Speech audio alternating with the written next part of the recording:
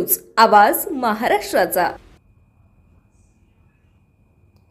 मोशी कचरा डेपो परिसरात जेवणाची वेळ असताना नागरिक जेवायला बसले होते। त्यावेळी अचानक कचऱ्याचा डोंगर घसरतोय असा आवाज आला आणि काही क्षणातच इमारतीवर कचऱ्याचा डोंगर कोसळला। या दुर्घटनेनंतर परिसरात पूर्ण अंधार पसरला आणि नागरिकांमध्ये भीतीचं वातावरण पसरलं।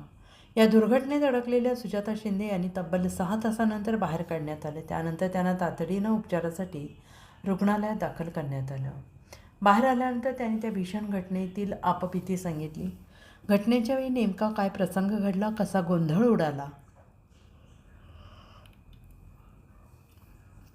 आणि अंधारात अडकलेल्या नागरिकांनी कशा प्रकारे जीव वाचवण्याचा प्रयत्न केला, याबाबत सुजाता शिंदे यांनी सविस्तर माहिती दिली। बाहेर आलेला आहे, नेमकं काय घटना घडलेली होती, कशा पद्धतीने हा सगळा घटना चालू आहे? सर, आम्ही जेवायला बसलो होतो। ते सगळे आम्ही जेवण स्टार्टच करणार होतो, तर ते SLFचा डोंगर ढासळला असं आम्हाला समजलं। मी थोडंसं पाठी पाहिलं तर असं जाणवलं की तो डोंगर पूर्णपणे पुढे येतोय आणि एवढं म्हणताच आम्ही 5-6 जण बाहेर दरवाजाच्या बाहेर पडलो। पण बाहेर जाऊन थोडंसं लांब फेकण्यात आलो आणि तिथंच आदळल्यामुळं थोडंसं पूर्ण अंधारमय झाल्यामुळं काहीच समजलं नाही की नक्की काय झालं होतं। नंतर थोडंसं स्टेप व्यवस्थित स्थिरावरती आल्यानंतर जाणवलं की बाहेर 2-3 जण आहेत। म्हणजे मला तरी जाणवलं की बाहेर 2-3 जण आहेत, ते आवाज देत आहेत। मी त्यांना रिस्पॉन्स दिला की मी इथं अडकली आहे, मला बाहेर काढण्याचा प्रयत्न करा। तोपर्यंत मी स्वतःला सावरलं।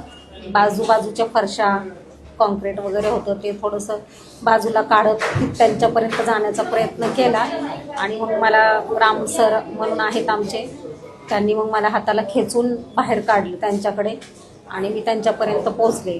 तर आतमध्ये राम सर, रणवीर सर, सचिन, आमचे RD साहेब, सोमनाथ सर हेही होते। हेही दबले होते, पण त्यांनाही बाकीच्या टीमनी आतमध्ये खेचून त्यांनाही तिथपर्यंत सुखरूप पोहोचवलं होतं। असं आम्ही 6 ते 7 जण तिथं अडकलो होतो। मग 5 तास आम्ही तिथेच होतो।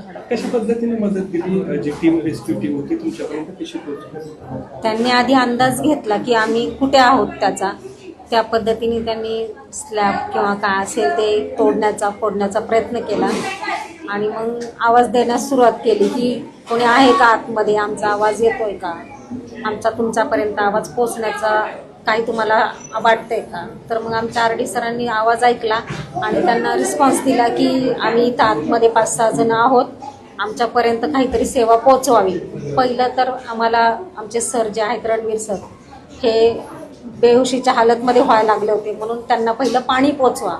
मग त्या लोकांनी आम्हाला पाणी पोचवलं आमच्यापर्यंत आणि आमच्या सगळ्यांची जीव वाचवले। पुणे तसेच पिंपरी चिंचवड आणि महाराष्ट्रातील महत्त्वाच्या आणि ताज्या बातम्या पाहण्यासाठी महाराष्ट्र 18 न्यूज चॅनलला यूट्यूबवर सबस्क्राईब करा आणि बेल आयकॉन प्रेस करा।